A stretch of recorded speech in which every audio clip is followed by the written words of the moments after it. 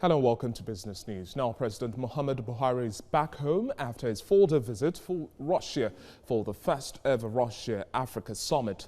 One of the high points of his trip is the government-to-government agreement that would see Russia return to complete the Ajaokuta Steel Rolling Mill. The Memorandum of Understanding signed between the NNPC and Russia's Luk-oil is another high point. The two oil giants will work together in upstream operations and in revamping Nigeria's ill-functioning refineries. Another big win for Nigeria is the support from Russia in fighting insurgency. Nigeria secured a deal for the technological upgrade and timely delivery of the balance of 7 out of an existing order for 12 attack helicopters. Agriculture, on the other hand, was not left out as Russia also agreed to support Nigeria in laying a solid foundation for food security. This will partly come through the supply of raw materials like phosphate to boost fertilizer production. And now joining me in our studio, we have policy analyst Dr. Luk-oil.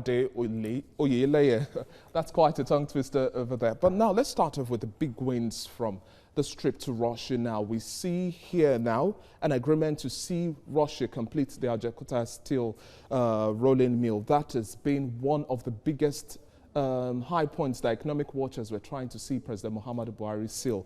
We got that, and then we're also looking at the MOU signed between NNPC and Luk-oil to revamp our upstream operations and also work on the refineries. These are areas that have not met up to standard all this while.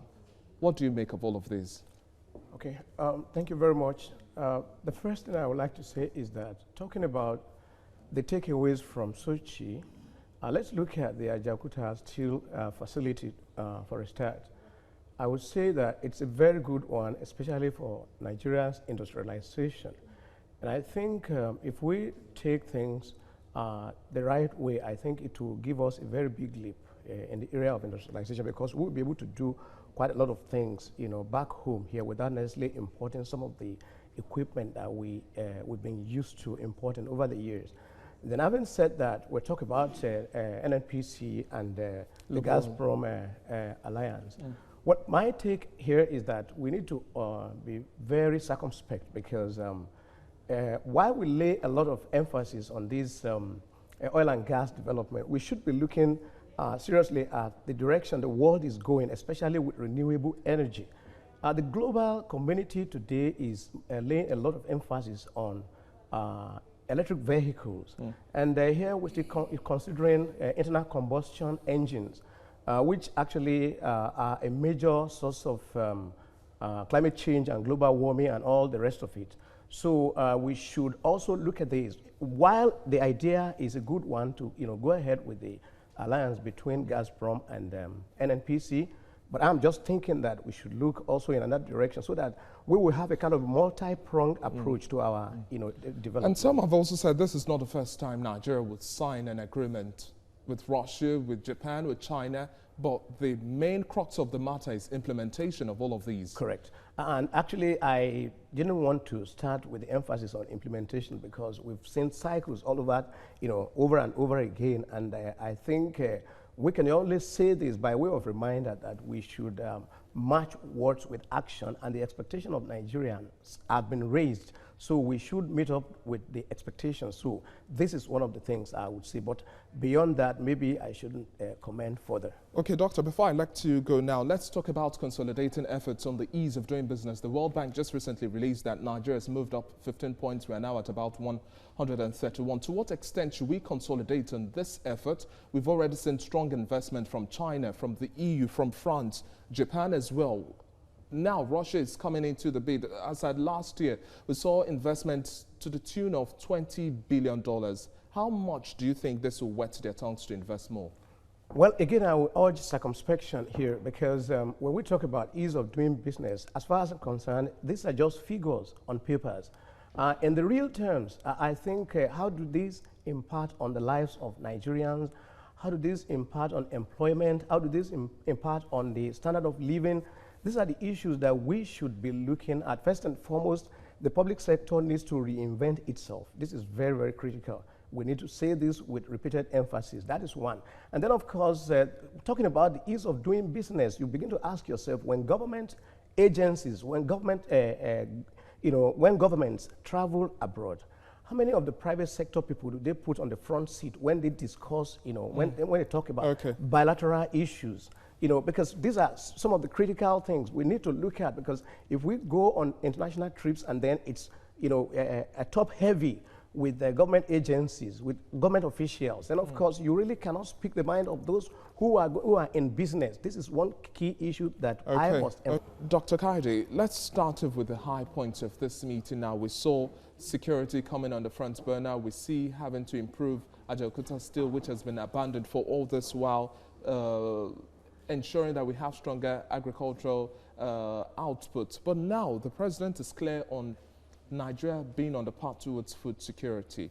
And to that extent, we've now seen Russia pledging its support, saying it's going to provide raw materials like phosphate for local production of fertilizer. To what extent do you think this would also help improve our production capacity, especially with the border closure?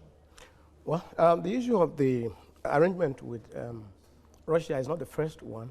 About a year or two ago, the government had an arrangement with Morocco, the government of Morocco, also on this issue of phosphate. So I think it's just to diversify the sources of the raw materials. That is to say, we will not be over-dependent on one particular country as the source. To that extent, I think it's a good idea.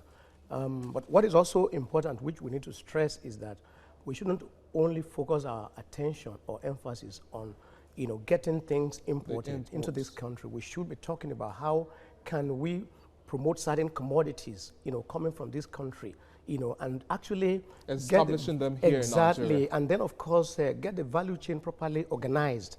I mean, because there are opportunities for export of agricultural products. And then, of course, the importing countries, would need quality products. So we should talk about issues of traceability, issues of quality, and all of that. And the good thing is that UNDP had actually worked with Nigeria in the past 2 years on national quality infrastructure. So how can we really operationalize the outcome of this? How can we make this to actually, benefit the stakeholders in agriculture? Because I think these are some of the things we need to be focusing on, not just about importing one raw material or the other. It is good if it's going to help, especially in the aspect of input supply.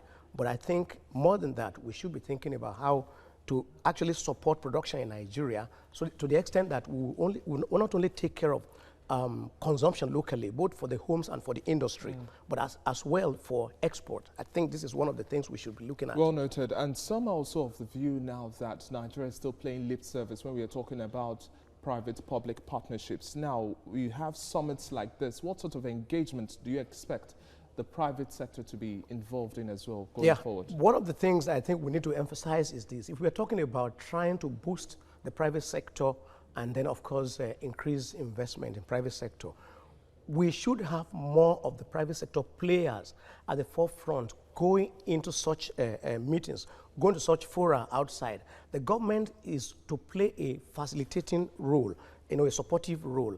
And in many cases, the government is to be at the background. When all the fine prints are to be signed, then of course the public sector can come in, having had all the discussions done, and then of course agreements could be signed. Wouldn't you say this will benefit just a select few then? Well, to some extent, yes, because it's those who put the right foot forward that will be selected. If you are not an investor, you are not expected to be in such meetings. And those who have track records of investments that actually can be reckoned with are those that will be there. So to a very good extent, yes, there will be some select few. We cannot run away from that reality. But the truth about it is that there has to be private sector involvement. And we need to reverse the trend. The private sector should even be more than the public sector officials that make such trips. And I need to say this by way of digression. Let us not forget the fact that the mortality rate of companies and enterprises in Nigeria is very high.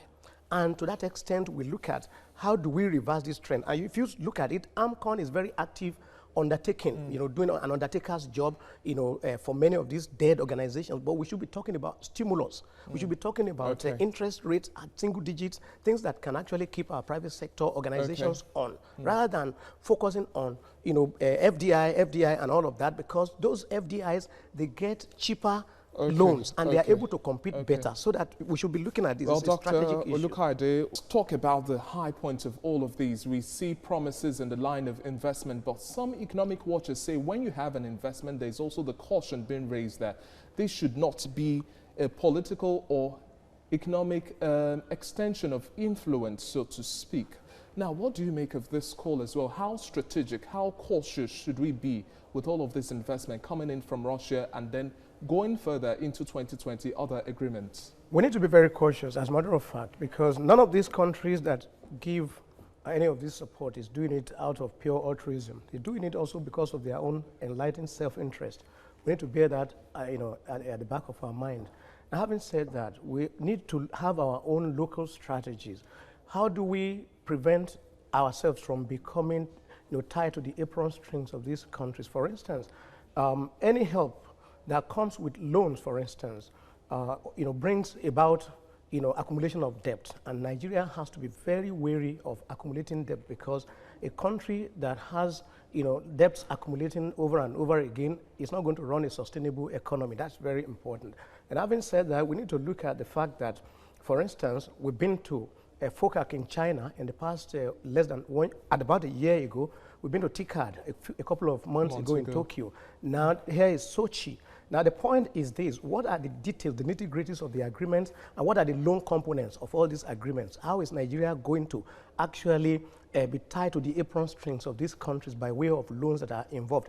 And then most of these agreements are going to mostly be at their own terms, not at our own terms, because they have seasoned people who would have drafted, the papers, and then they will put themselves at an advantage, as opposed to those who are coming to take this from them. So that's very important.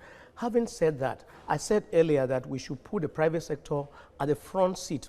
Do we have this consideration in all of what we are saying? For instance, when we talk about these foreign direct investments, now many of these people are coming in with cheap funds. Sometimes maybe less than 1%. Not so cheap funds.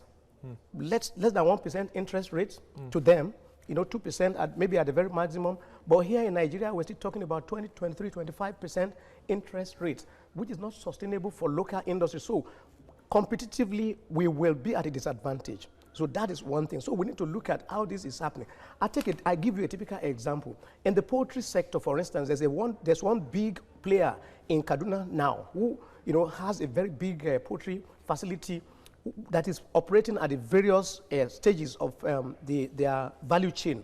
Now the local poultry producers are complaining now because they are saying that it's running them out of market in the egg production industry. That's a foreign direct investor, for instance. Okay. But we're already having this kind of a problem. So it can also replicate itself in some other sectors of the economy. So we have to be very, very cautious. What mechanisms do you also expect us to put in place now to ensure that all of these are well delivered? We see Ajaokuta Steel coming back, meeting up to capacity. We see our refineries improving on our output and possibly some way, somehow also improve on our upstream operations. Talk about agriculture as well, boosting this, and then security, because security affects business as well. Yeah. To what extent do you think we should have checks to ensure that we really deliver now? Yeah. What mechanisms? Coordination is very critical.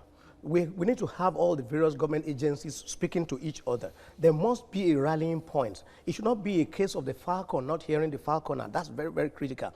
And then, of course, private sector itself should have a voice, and the voice must be heard. This is very important. It's not a case of top-down approach. So we need to understand that, because they are the ones wearing the shoes, and they know where the shoe pinches. So it's very, very critical. And then, of course, we should have a sustainable plan, not the ones that will be, susceptible to whims and caprices of, people who are in authority. Somebody comes today and is implementing this, another one comes tomorrow. Just like they say, we should have cushions too. Good. So this is very, very important for us. So we need to have this. So we must also track. It's very important for us to track. You have a very robust monitoring and evaluation mechanism.